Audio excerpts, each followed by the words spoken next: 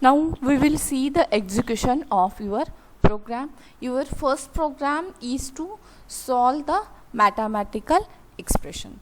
Okay, here I am doing one program for that. Yeah. In first program you have a one mathematical expression. That expression you want to solve by using a C++ program. Here I included the header files. Okay, after that, see in a main function. In a main function, here I am declaring a different variables a, b, c, x1, x2 and root answer. These are the variables that are needed in our program. Then here is an clear screen function. What is the use of clear screen function? Whenever you are executing the program, at that time your window should be clear, so that's why here I am using a clear screen function. Then here one message is displayed by using a cout statement, and insertion operator. One message is displayed as enter the values of a, b and c. Here by using a cin statement, by using a extraction operator, 3 values are entered by the user. Then by using a root answer variable, here in a root answer variable the formula is set as b into b minus 4 into a into c. Okay, the result of this expression is stored into the root answer. Then if the root answer result is greater than 0, that at that time the expression is assigned to x1. Okay, in a x1 the result is stored as minus b plus sqrt, square root function is used, so that's why math.h header file is included in our program. Here root answer divided by 2a.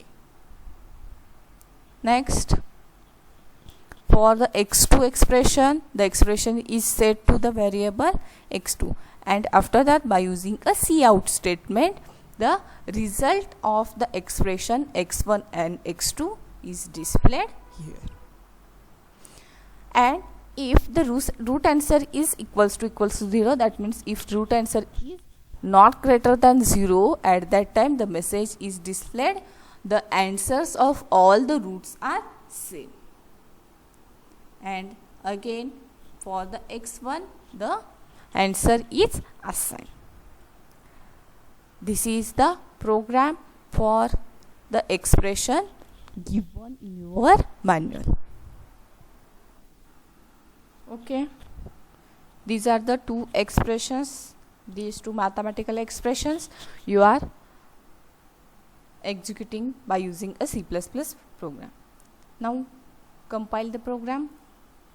If you have any error, then at that time error will be displayed here. Okay, no errors are there. Now we can execute this program by using run. Okay, here we want to put the values.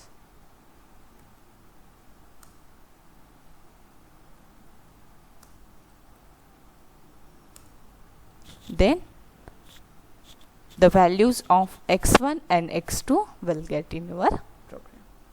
This is your first program. Then your second program is to show the demonstrate the use of operator precedence. Here the for the operator precedence, here one sample program is given here. See this program. In this program there are total 5 variables are declared and operator precedence is shown here. How the expression is executed in C++ program. Let's see the execution. Okay, see the execution. Okay, see once again the program.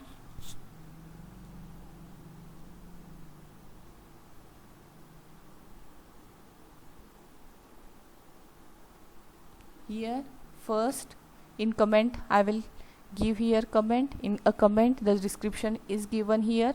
First the 30 into 15 is executed. After that it divided by 5. Then here 13, if 13 into 15 divided by 5. Then in the next, first 30, then into 15 divided by 5, and at last 20 plus 150 divided by 5. This is the operator precedence. In a data structure you will get the detailed description about the operator precedence. How in operator precedence, the execution of the operator precedence is given. Okay, see the result.